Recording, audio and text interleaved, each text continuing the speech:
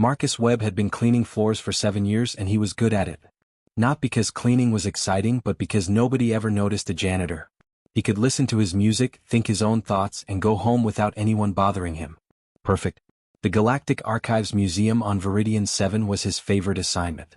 Sure, the building was massive and filled with weird alien artifacts, but the night shift meant he had the whole place to himself. Just him, his cleaning cart, and 1,000 dead civilizations gathering dust behind glass cases.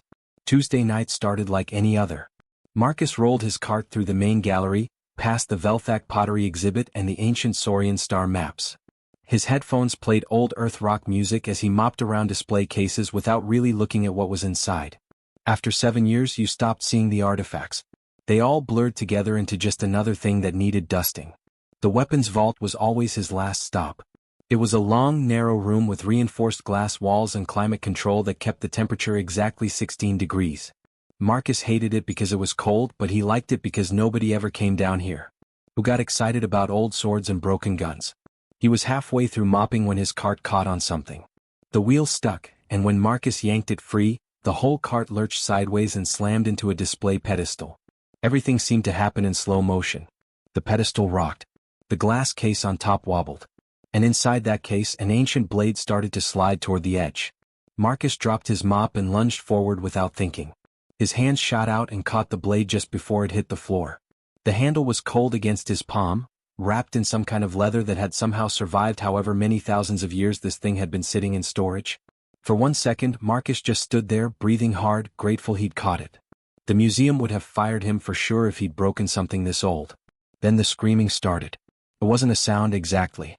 It was more like something drilling straight into his brain, bypassing his ears completely. A word repeated over and over in a voice that shook his bones. King. King. King. Marcus looked up and felt his stomach drop. Every weapon in the vault had moved. Swords that had been lying flat on their displays now stood pointing toward the north wall. Rifles mounted horizontally had wrenched themselves in their brackets to aim the same direction. Even a massive battle axe hanging from the ceiling had rotated on its chain, its blade oriented north like a compass needle. And they were all screaming that word. King. The blade slipped from Marcus's fingers and clattered to the floor, but the screaming didn't stop. If anything, it got louder. Red emergency lights flooded the room. Somewhere an alarm was blaring. Magnetic locks slammed down over the exits with heavy metallic thuds that Marcus felt through the floor. He spun around looking for a way out, but the doors were sealed. Through the glass walls he could see the main gallery and his heart nearly stopped. The weapons out there were doing it too. Every single one. Spears, guns, swords, things he couldn't even name, all of them pointing north and screaming. Heavy footsteps echoed from somewhere above. Lots of them. Running. Marcus backed away from the fallen blade, hands raised like that would somehow help.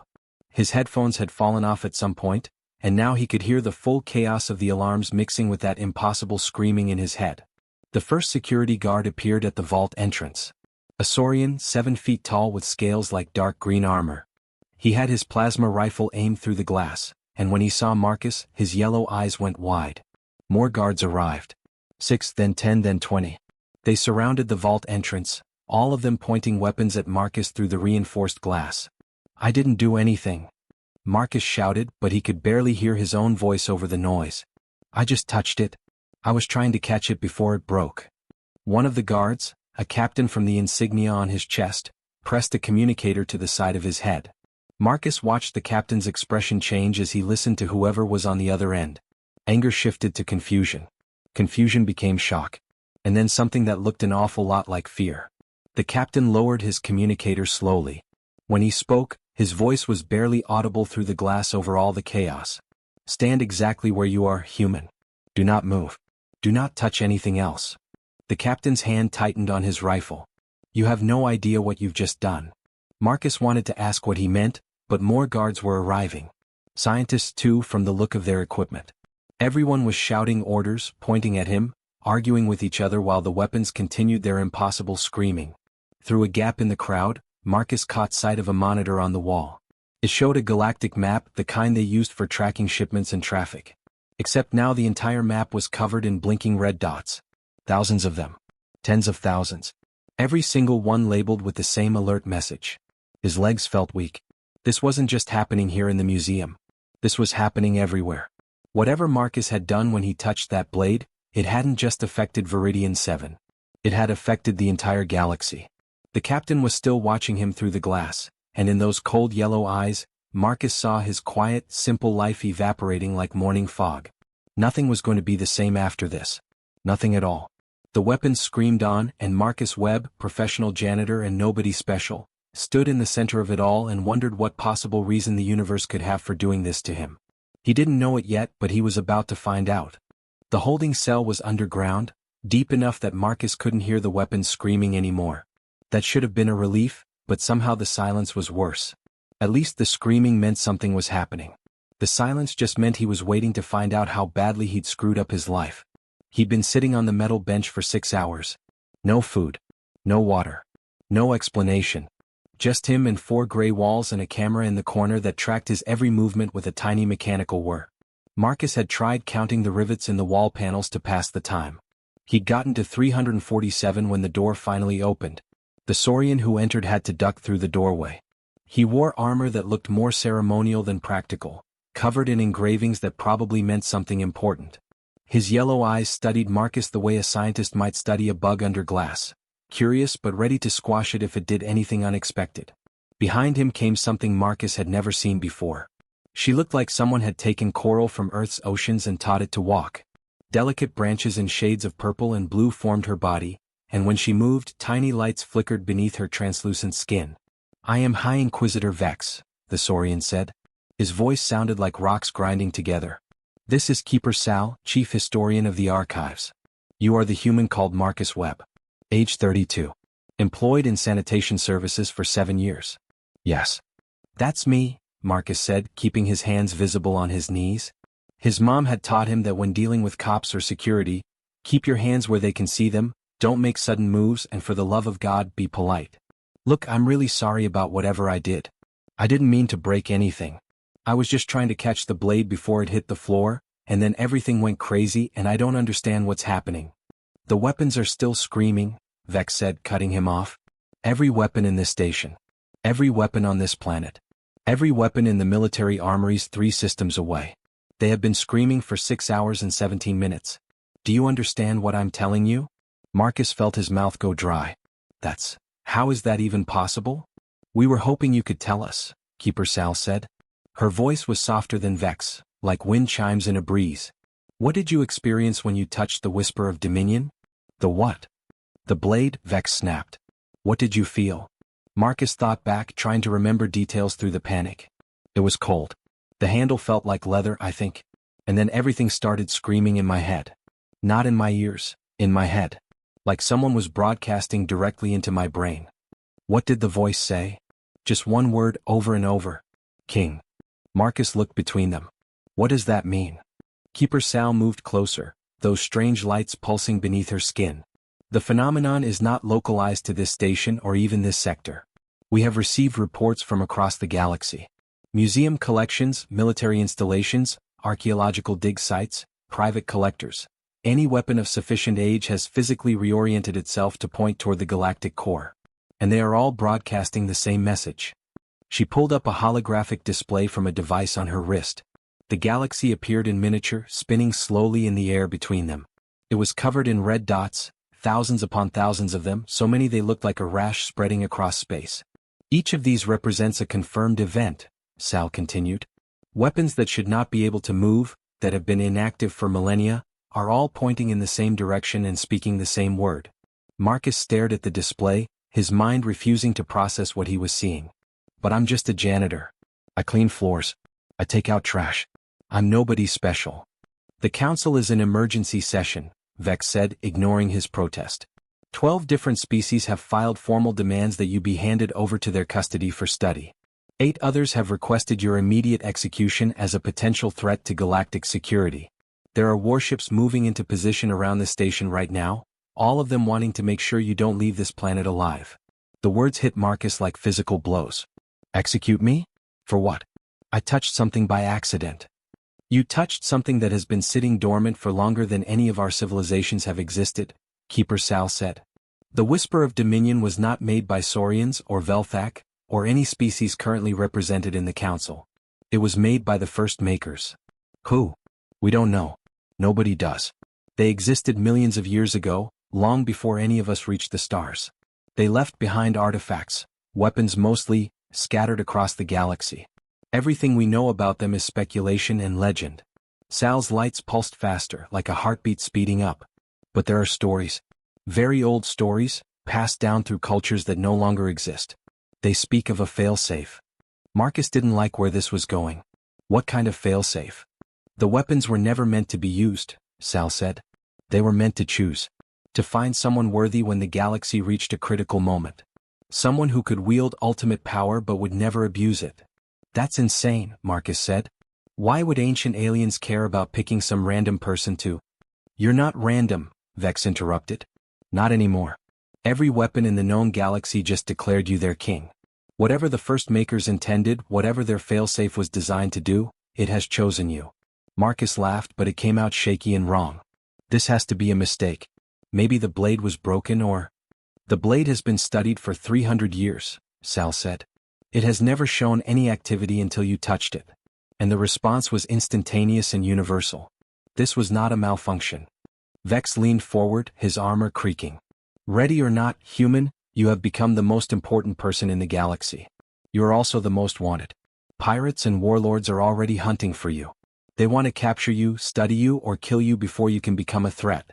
Some species believe controlling you means controlling all the ancient weapons. Others think you're a doomsday device waiting to activate. I don't want to control anything, Marcus protested. I just want to go home. That option no longer exists, Vex said flatly. The Council has made a decision. You will be taken to the galactic core, to the coordinates the weapons are indicating. We need to understand what the first makers intended. What this failsafe is meant to do.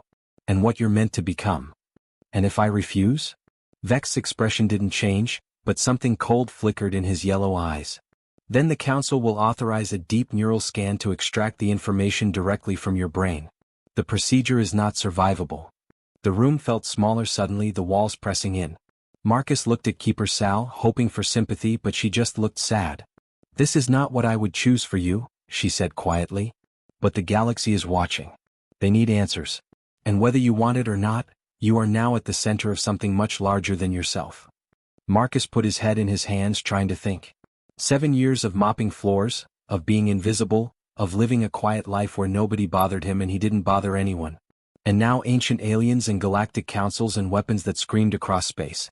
How long do I have to decide? He asked. We leave in 1 hour, Vex said. A ship is being prepared. The journey to the core will take approximately 8 days, assuming we're not intercepted by hostiles. He moved toward the door, then paused. For what it's worth, human, I don't think you're a threat. I think you're a janitor who made a mistake. But what I think doesn't matter anymore. The weapons have spoken. Now we have to find out what they meant. The door closed behind them with a heavy metallic thud, and Marcus was alone again with the silence and the camera and the terrible knowledge that his simple, quiet life was gone forever. He had 1 hour to accept that everything had changed. And deep in his gut, he knew that whatever was waiting at the galactic core was going to be far worse than anything he could imagine. The ship was called the Wanderer's Hope, which Marcus thought was either very optimistic or deeply ironic given the circumstances. It was sleek and dangerous looking, covered in weapons systems that probably violated half a dozen peace treaties. This wasn't an exploration vessel. This was something you sent when you expected trouble. The pilot met him at the boarding ramp. She was human, maybe mid-30s, with short dark hair and the kind of confidence that came from years of not dying in space. Her flight suit had patches from a dozen different stations and companies. Jake Reynolds, she said, offering her hand. I'll be keeping us alive for the next week or so. You must be the guy who broke the galaxy. I didn't break anything, Marcus protested, shaking her hand. I just touched something I shouldn't have. Yeah, well, my grandmother used to say the universe has a funny way of picking ordinary people for extraordinary problems. Jake gestured him up the ramp. Come on. Vex is already complaining that we're behind schedule, and trust me, you don't want to keep a Saurian waiting. The interior of the ship was cramped but functional. Everything looked military-grade and built to last. Marcus found a seat in the small common area and strapped himself in as Jake headed for the cockpit. Through the viewport, he could see station security forming a perimeter around the ship. They weren't taking chances. Vex appeared from somewhere deeper in the ship, his armor scraping against the low doorway. We launch in 3 minutes. Once we're in hyperspace, the journey to the core will take 8 days. Keeper Sal is in the research bay analyzing what data we have on the first makers. You will remain in the common area unless instructed otherwise. So I'm a prisoner, Marcus said. You're an asset being protected, Vex corrected. There's a difference. The engines hummed to life beneath them and Marcus felt the deck vibrate. Jake's voice came over the intercom. Everyone hang on. Station control is clearing us for emergency departure, which means we're doing this fast and loud. The ship lifted with enough force to press Marcus back into his seat. Through the viewport, Viridian 7 fell away rapidly, becoming a sphere, then a marble, then a distant point of light. Stars stretched into lines as they accelerated, and Marcus's stomach did uncomfortable things. First time off planet? Jake called from the cockpit. First time in anything fancier than a city bus, Marcus admitted, gripping his armrests. You're doing better than most. At least you haven't thrown up yet. The days aboard the Wanderer's Hope developed a strange rhythm. Jake piloted, Vex monitored tactical systems for threats, and Keeper Sal disappeared into the research bay for hours at a time. Marcus mostly tried to stay out of everyone's way, which was difficult on a ship this small. On the second day he discovered he wasn't alone. He'd gotten up to use the bathroom when he heard a small sound from behind a supply crate. A chittering like a bird or maybe a small animal. Marcus froze, then slowly moved closer. A pair of enormous eyes stared up at him from the shadows. They belonged to something small and covered in purple fur, with delicate hands that looked almost human. A child. An alien child, sure, but definitely a kid. Hey, Marcus said softly. It's okay. I'm not going to hurt you. The child chittered again, then spoke in a high musical voice. You're the weapon king. The one everyone's scared of. I'm not a king of anything, Marcus said, crouching down to be less intimidating. I'm just a guy who touched something he shouldn't have. What's your name? Pip. The child climbed out from behind the crate, revealing they were maybe 3 feet tall and wearing a child-sized environment suit that was patched in several places. I snowed away when the raiders attacked my colony ship. Miss Sal found me and said I could stay with her, but she's always busy with her research. Marcus felt something twist in his chest. This kid had been through something terrible and was now stuck on a ship full of adults too focused on their mission to pay attention to a scared child. Well, Pip, I'm not busy at all, Marcus said. Want some company? That's how it started. Over the next few days, Marcus found himself spending more and more time with Pip. The kid was smart, curious about everything, and desperately lonely. Marcus helped with homework assignments from some kind of galactic education program, told stories about Earth, and taught Pip simple card games using a deck Jake had in her personal kit. When Pip woke up screaming from nightmares about the raider attack, Marcus was there, sitting beside the small bunk and talking quietly until the kid fell back asleep. Vex watched these interactions with barely concealed confusion. One evening, while Marcus was showing Pip how to play Go Fish, the Saurian approached. You waste time on a child not even of your species, Vex observed, his tone making it clear he thought this was foolish. Marcus didn't look up from his cards. Pip's scared and alone. Kids need someone to care. Doesn't matter what species they are. This is why humans are weak, Vex muttered. You form emotional attachments to everything. It clouds your judgment. Maybe, Marcus said. Or maybe it helps us remember what we're supposed to be protecting in the first place. Vex made a sound that might have been a snort and walked away. On the 5th day the attack started. Marcus was teaching Pip a simple Earth song when alarms blared throughout the ship. Jake's voice crackled over the intercom, tense and professional. Hostile contacts. 3 light fighters, probably mercenaries. Everyone strap in now. The ship bucked hard to port, throwing Marcus against the wall. He grabbed Pip and got them both into crash seats, fumbling with the harness straps as the world spun around them. Through the viewport, Marcus could see flashes of weapons fire. The fighters were small and fast, darting around the Wanderer's Hope like angry wasps. Jake was good, she twisted and dove, her hands flying across the controls, but they were outnumbered. I've got a lock on 2 of them, Jake called out. Vex, you seeing this? Fire at will, Vex responded from the tactical station. The ship's weapons opened up, brilliant streams of energy that lit up space. One of the fighters exploded in a ball of white fire. The other 2 broke off, circling for another pass. Then Marcus saw it on the tactical display that Vex had pulled up. A small blip moving away from the battle. An escape pod. Wait! Marcus shouted. That pod, are there people in it? Vex didn't even look up. Likely combatants abandoning ship. Standard procedure is to eliminate them before they can regroup. Check the life signs, Marcus insisted, unbuckling his harness to lean over Vex's shoulder. Look at the readout. Those aren't soldier vitals. Some of those are too small. There are kids on that pod. They're broadcasting a distress signal, Jake added from the cockpit. Could be a trick, but the life signs match civilian profiles. Vex's hand hovered over the firing control. We cannot take that risk. While we're distracted with the pod, the other fighters will. There are children on that pod. Marcus grabbed Vex's arm, which was probably the stupidest thing he'd done since touching the ancient blade. We're not shooting kids because it's tactically convenient. For a long moment, Vex stared at him with those cold yellow eyes. Marcus could feel Pip's small hand gripping his shirt from behind, trembling. Jake's voice cut through the tension. I need a decision. Now. Vex jerked his arm free from Marcus's grip. Do not fire on the pod. Focus on the remaining fighters. The battle lasted another 10 minutes. The remaining mercenary fighters, realizing they couldn't win, broke off and jumped to hyperspace. The escape pod transmitted coordinates and drifted away, its occupants safe. It cost them a damaged shield generator and 12 hours of repair time while Jake and Vex patched the systems. Vex was furious, stomping around the ship and muttering in his own language. But Jake just gave Marcus a small smile when Vex wasn't looking. Either the smartest thing I've ever seen or the dumbest, she said quietly. Can't decide which. On the 8th day, Jake called everyone to the cockpit. Through the forward viewport, space looked wrong. Colors that shouldn't exist swirled in patterns that hurt to look at directly. A nebula, but unlike any Marcus had seen in pictures. And in the center of it, barely visible through the cosmic fog, was a structure. Massive. Impossible. Built from materials that seemed to shift between solid and liquid, between real and not real. The forge of choice, Keeper Sal whispered, her lights pulsing so fast they almost strobed. By all the ancestors, the legends were true. The weapons throughout the ship, the ones Vex carried, the ship's own armaments, all trembled slightly, still pointing toward that structure. Marcus could feel something in his chest, a pulling sensation like a hook caught behind his ribs, drawing him forward.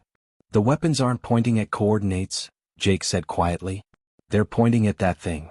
Marcus stared at the forge, feeling Pip pressed against his side, the kid's small hand gripping his shirt. Whatever answers the galaxy wanted, whatever the first makers had planned, it was all waiting inside that impossible structure. I guess we found what the weapons wanted, Jake said. Marcus unbuckled his harness and stood up, his legs unsteady. Then let's go find out why they chose a janitor to see it. The airlock connected to the forge with a sound like thunder echoing through a cathedral. Marcus had expected the ancient structure to be cold and dead, but the moment he stepped inside, warmth washed over him. Not heat exactly, more like the feeling of being noticed by something vast and patient. The interior defied logic. Walls curved in directions that shouldn't exist, made from a material that looked like solidified light. When Marcus moved his head, the corridors seemed to shift, rearranging themselves around him. It made his eyes hurt if he focused too hard. Stay close, Vex commanded, his weapon drawn and tracking across empty space. We don't know what defenses this place might have. Keeper Sal was taking readings on instruments that buzzed and clicked unhappily. The energy signatures here are unlike anything in our databases. This technology is so far beyond us, we don't even have words for what it's doing. Pip clung to Marcus's hand, those big eyes wider than ever. It feels like it's watching us. Yeah, Marcus agreed quietly. I feel it too. They moved through corridors that seemed to breathe, past chambers filled with geometric patterns that hurt to look at. Jake kept one hand on her sidearm, her pilot's instincts clearly screaming that something was wrong with the physics of this place. Then they entered a large circular chamber and everything stopped. A voice spoke directly into Marcus's mind. Not words exactly, but concepts that his brain translated into language. It was old, older than stars, older than the galaxy itself, and it carried a weight of infinite patience mixed with deep sadness. Guardian candidate identified. Testing sequence initiated. The chamber shifted around them. Suddenly Marcus could see two paths branching from where he stood. On the left, his crew appeared behind a shimmering force field. Jake was already trying to hotwire it, her fingers flying across a control panel. Vex was calculating something on his wrist computer.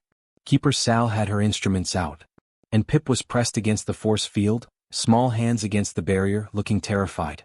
The space around them was filling with something. Not water, the readouts showed radiation building slowly but steadily. They had maybe 5 minutes before the levels became lethal. On the right path, a doorway pulsed with golden light. Through it, Marcus could see deeper into the forge, toward what felt like the heart of the structure. But the doorway was closing, the light growing dimmer with each passing second. Once it shut, he knew instinctively it wouldn't open again. The voice returned. Choose candidate. Save your companions or complete your mission. You cannot do both. Time decides for those who hesitate. Marcus looked between the two paths, his heart hammering. This was a test. It had to be. But knowing that didn't make it easier. Behind the force field, Pip's small voice called out. Marcus? What's happening? It's okay, buddy, Marcus called back, though his voice shook. Just give me a second to think. There is no time for thinking, Vex shouted. The radiation levels are rising. Make your choice. Jake had stopped working on the force field and was watching Marcus instead. Whatever you decide, she said calmly, make it fast. Marcus stared at the closing doorway, at the path to answers and completion. Then he looked at Pip's scared face behind the force field. At Jake standing ready to accept whatever came. At Keeper Sal, who'd shown him nothing but kindness. Even at Vex, who was a jerk but didn't deserve to die from radiation poisoning. No, Marcus said. The voice paused. You must choose. I choose to reject your test, Marcus said louder now. He looked up at the ceiling of the chamber, at the crystalline structures that pulsed with light. This is a test, right? You're checking if I'll sacrifice people for power. If I'll make the hard choice, pick the greater good over the few. That's the whole point. The parameters are clear, the voice insisted. The parameters are garbage, Marcus shot back. You're giving me a fake choice. Either let my friends die or give up on the mission. But tests have rules and rules have loopholes. And humans are really, really good at finding loopholes. He grabbed a piece of broken debris from the floor, something that had fallen from the wall when the chamber transformed. It was heavy, made from that strange light-solid material. Marcus hefted it, judging the weight, then hurled it as hard as he could at the crystalline ceiling. The impact sent vibrations through the entire chamber. The crystals rang like bells, harmonics cascading through frequencies that made Marcus's teeth ache. The force field flickered, just for a heartbeat, just long enough. Jake's eyes went wide. She jammed her tool into the control panel during that flicker, shorting something crucial. The force field collapsed with a sound like breaking glass. The chamber dissolved around them. The radiation disappeared. The closing doorway vanished. Everything reset to the empty circular room. The voice returned, and if an ancient cosmic intelligence could sound surprised, this one did. Unconventional. Testing Protocol 2. The next trial was worse. The chamber showed Marcus a simulation, 1,000 lives on one side, Pip's small form on the other. Save the many or save the one. The voice explained it clearly. This was a calculation of value, a measure of moral reasoning. Marcus looked at the simulation, at the numbers and the logic and the impossible math of it all. Then he picked up Pip and held the kid close.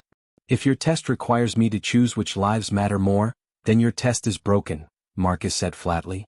And if accepting power means I have to accept that some people are worth less than others, then I don't want your power. You can keep it. The simulation collapsed. The third trial tested loyalty versus duty. The fourth tested mercy versus justice. Each time, the ancient system presented Marcus with binary choices, impossible decisions that required him to sacrifice one value for another. Each time, Marcus refused to play by the rules. He found third options, questioned the premises, or simply walked away from choices he wouldn't accept. When told to prove his tactical thinking, he argued with the testing system until it glitched. When ordered to demonstrate strength, he sat down and refused to fight simulated enemies that were just illusions anyway. Vex watched all of this with growing frustration. You're failing every test, he hissed during one break between trials. No, Jake said quietly, watching Marcus. I don't think he is. Look, we're still moving forward. She was right.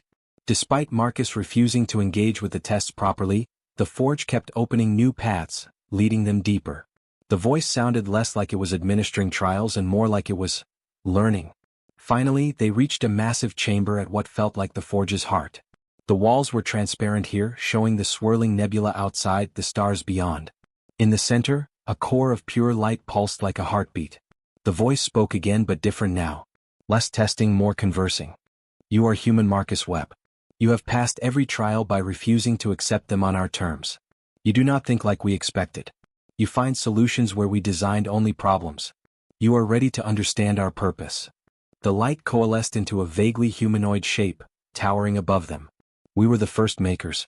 We created weapons as a trap for ascending civilizations. Any species that achieved sufficient power would be tempted to use it. The weapons needed a guardian, someone who could wield infinite destructive force but would choose restraint instead. Why humans? Keeper Sal asked, her voice barely above a whisper. Humans are unique, the light shape replied. You possess both capacity for violence and capacity for empathy in equal measure. You can imagine consequences. You feel others' pain as your own. Yet you remain stubborn optimists who see every problem as a puzzle rather than a wall. You are the only species we've observed who actively seeks ways to avoid using the power you possess. The shape focused on Marcus. And we needed someone humble. Someone overlooked.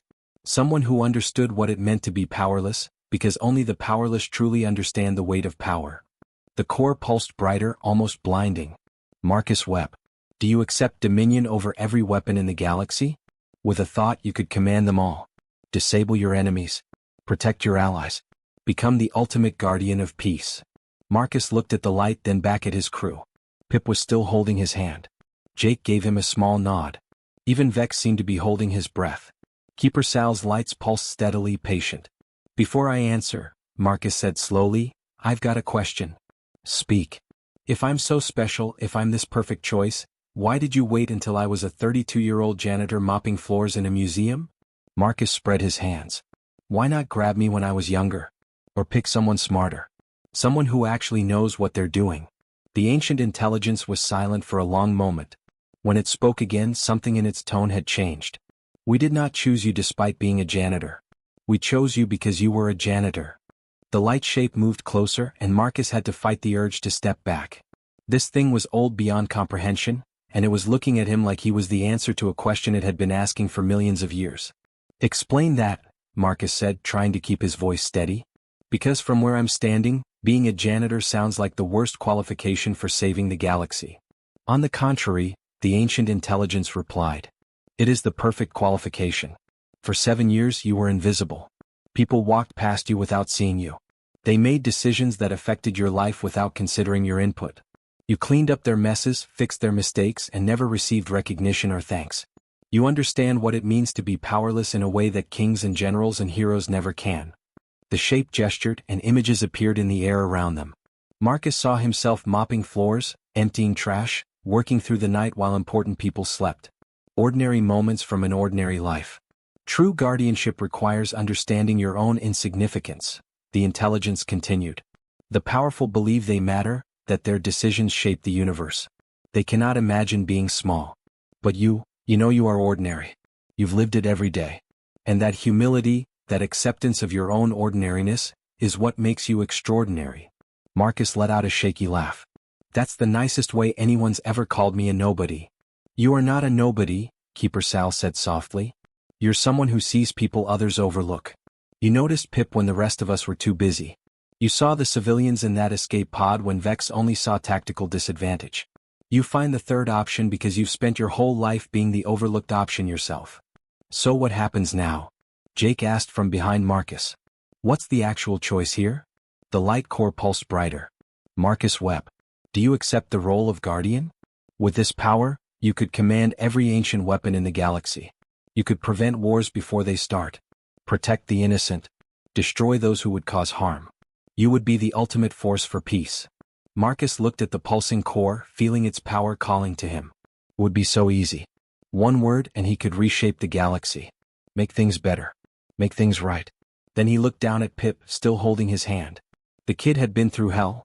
Lost family, survived raiders, spent weeks hiding on a ship because nobody had time to care. And Marcus had cared not because it was strategic or important, but because Pip was a scared kid who needed someone. I'll accept, Marcus said. Vex made a satisfied sound. Keeper Sal's lights pulsed with what might have been pride. Jake just watched him carefully, like she was waiting for the other shoe to drop. But I'm changing how this works, Marcus continued. I'm not going to control the weapons. I'm going to shut them down. All of them. Every ancient weapon in the galaxy, I want them deactivated. Permanently. The chamber went silent. Even the humming of the forge seemed to pause. What? Vex's voice was dangerously low. That's insane. You'd leave entire civilizations defenseless. Against what? Marcus challenged, turning to face the Saurian. Against ancient superweapons they don't understand? If everyone's got a doomsday device in their back pocket, they never try hard enough to talk things out. They never look for the third option. Some conflicts cannot be resolved through talking, Vex growled. Maybe, Marcus agreed. But how do you know if you've never really tried? As long as everyone's one bad day away from pulling out a weapon that can crack planets, they're never going to put in the real work of finding peaceful solutions. The Council will never accept this, Keeper Sal said, though her tone was thoughtful rather than dismissive. You would be taking away their security. No, I'd be taking away their crutch, Marcus corrected. Security that depends on who's got the biggest ancient weapon isn't real security. It's just mutually assured destruction with extra steps. Real security comes from building systems where people don't want to destroy each other in the first place. Jake stepped forward, arms crossed. Devil's advocate here. What about species that actually need those weapons for defense? Not everyone's peaceful. Then they'll have to build new defenses, Marcus said. Modern ones they actually understand. Or better yet, they'll have to build alliances, trade agreements, diplomatic solutions. All the boring, difficult work that nobody wants to do when they can just point a magic sword at the problem. The ancient intelligence had been silent through all of this, but now it spoke again. You understand what you're proposing? You would render yourself powerless in order to prevent others from misusing power. Yeah, Marcus said simply. That's the point. You would have no control, no authority, no ability to enforce your vision of peace. Good. Peace that needs a guy with a weapon standing over everyone isn't real peace anyway. It's just waiting for the next fight. Marcus looked up at the light shape. You said humans are good at finding third options. Well, here's mine. Nobody gets the power. Not me, not them, nobody. We take it off the table completely and force everyone to find better ways to solve their problems. They will struggle, the intelligence warned. There will be conflicts. Wars fought with lesser weapons, but wars nonetheless. Probably, Marcus admitted. But at least they'll be their conflicts, fought with their choices. Not because some ancient aliens left behind weapons too powerful for anyone to resist using. He took a deep breath. You asked if I understood being a guardian. Well, I do. A real guardian doesn't control the people they're protecting. They create conditions where those people can protect themselves. That's what I'm choosing. The chamber filled with light so bright Marcus had to close his eyes. He felt something vast brush against his consciousness, ancient and powerful and somehow sad. When the voice spoke again it sounded different. Almost relieved. You understand the responsibility being offered and choose to diminish it rather than embrace it. You see power and choose to give it away. Yes. This is precisely what we hoped for, though we feared no species would ever make this choice. The light intensified until it was almost painful. Place your hand on the core, Marcus Webb. Let us finish what we started millions of years ago. Marcus walked forward, Pip's small hand slipping from his as the kid stayed back with the others. The core was warm under his palm, pulsing like a living thing. For a moment, Marcus felt connected to everything, every weapon in the galaxy, ancient and terrible and waiting. Then he pushed his will through that connection and said the only word that mattered. Stop. Across the galaxy, in museums and armories and battlefields, on ships and stations and forgotten planets, every ancient weapon went silent. The screaming that had echoed through space for days simply ended. Plasma cores that had burned for millennia went cold. Molecular edges lost their cutting force. Energy matrices collapsed into inert crystal. Weapons that had survived longer than any civilization became nothing more than elaborately shaped metal and stone, beautiful, terrible, and finally harmless. In council chambers and war rooms and throne rooms on 1,000 worlds, leaders stared at suddenly inert artifacts and realized their biggest advantage had just evaporated. Some raged. Some panicked. Some quietly started planning how to solve their problems without ancient weapons as a fallback option. The light in the forge faded, and Marcus found himself on his knees, exhausted. Jake was there instantly, helping him up. Pip crashed into him with a hug that nearly knocked him over again. You did it, Keeper Sal said softly. You actually did it. Vex stood apart from them, staring at his own weapon, a ceremonial blade passed down through his family for generations. It was just metal now, its ancient power gone forever. I still think you made the wrong choice, he said finally. Maybe, Marcus said tiredly. But it's done now. Galaxy's got to figure out how to solve its problems without magic weapons from the past. Maybe they'll surprise us. Or maybe they'll destroy themselves, Vex said darkly. That's always been an option, Marcus replied. But at least now it'll be their choice. Their responsibility. Not something they inherited from ghosts who've been dead for millions of years. The trip back to Viridian 7 took another 8 days. Marcus spent most of it sleeping, recovering from whatever the Forge had done to him. When he woke up, Pip was usually nearby, drawing pictures or doing homework. Jake checked in regularly with updates and terrible coffee. Even Vex seemed less hostile, though he still disagreed with everything Marcus had chosen. Keeper Sal spent hours in the research bay, documenting everything that had happened. The council will want a full report, she explained. This will change galactic politics for generations. Will they come after me? Marcus asked. Some will try, Sal admitted. But you're no longer useful to them. The weapons are dead. You have no power left to take. She smiled, an expression that looked strange on her coral branch features. You made yourself irrelevant. Very clever. When they finally docked at Viridian 7, Marcus expected arrests or interrogations or at least some kind of official response. Instead, he got a message from the museum. His employment had been terminated for unauthorized absence. Please return his ID badge and cleaning supplies. Jake laughed so hard she nearly fell over. You saved the galaxy and got fired for missing work. That's the most human thing I've ever heard. Can I stay with you? Pip asked quietly, those big eyes worried. Marcus looked down at the kid, then at Jake and Sal. I don't have much. Just a small apartment and no job anymore. But yeah, buddy. You can stay with me. The paperwork took 3 weeks to process, but eventually Pip was officially registered as Marcus's ward. Jake visited regularly between courier runs, always bringing Earth coffee and news from around the galaxy. Keeper Sal sent messages from the archives, keeping Marcus updated on how civilizations were adapting to a universe without ancient weapons. It wasn't all peaceful. There were conflicts, skirmishes, even a few small wars. But they were fought with modern weapons, decided by modern people, shaped by choices made in the present rather than the past. Marcus found a new job eventually, cleaning floors at a medical center on the station's lower levels. The pay was slightly better, and nobody recognized him as the guy who'd broken every ancient weapon in the galaxy. He was invisible again, just another janitor mopping floors. And that was exactly how he liked it. One evening, 6 months after everything had happened, Vex showed up at Marcus's apartment. The Saurian looked uncomfortable in the small space, his armor scraping against the doorframe. I came to tell you that you were right, Vex said without preamble. The Council has reported a 37% decrease in armed conflicts since the weapons were deactivated. Species are actually negotiating instead of threatening each other with ancient artifacts. He paused. I still don't like how you did it, but the results speak for themselves. Thanks, Marcus said, surprised. That actually means a lot. Vex nodded once and left. Through the window, Marcus could see the stars, countless civilizations working through their problems without ancient weapons to lean on. It wasn't perfect. It never would be. But it was progress. Pip called from the other room, needing help with homework. Jake's message alert chimed on his comm unit. Tomorrow he'd go back to mopping floors and emptying trash, invisible and ordinary. And after everything, that felt exactly right. The galaxy had learned to talk first. And a janitor had taught them. Retry Claude can make mistakes. Please double-check responses.